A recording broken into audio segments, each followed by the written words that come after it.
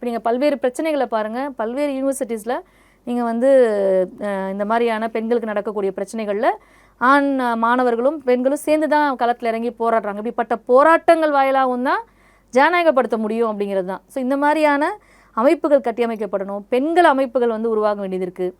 பெண்கள் அமைப்பு உருவானாவே இயல்பாகவே வந்து பெண்களுக்கான பிரச்சனைகள், அதற்கான விஷயங்களை வந்து தொடர்ச்சியாக அவங்க வந்து முன்னெடுப்பது, இதெல்லாம் வந்து அவசியமாக இருக்குது.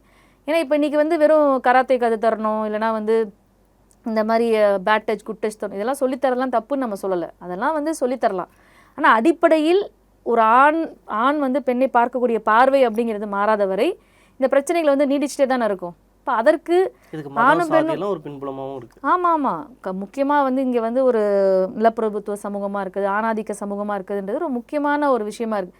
இங்கே இன்னும் இந்த ஏகாதிபத்திய கலாச்சாரம், நுகர்வு கலாச்சாரம் வரும்போது ஒரு மிகப்பெரிய ஒரு கொடூரமாக வந்து பெண்கள் மீது நடக்கக்கூடிய பிரச்சனைகள் அப்படிங்கிறது அதிகமாக இருக்குது. இப்போ சமீபமாக நீங்கள் இந்த 10 ஆண்டுகளில் ஆர்எஸ்எஸ் பிஜேபி ஒரு ஃபாசிஸ்டுகள் ஆட்சி அதிகாரத்துக்கு வந்ததுக்கு பிறகு அவங்க ஆளக்கூடிய மாநிலங்களில் பெண்கள் மீது நடக்கக்கூடிய வன்முறைகள் இருக்கு இல்லையா, அதை வந்து பதிவு செய்வது அப்படிங்கிறதே ஒரு குதிரை கொம்பாக இருக்குது.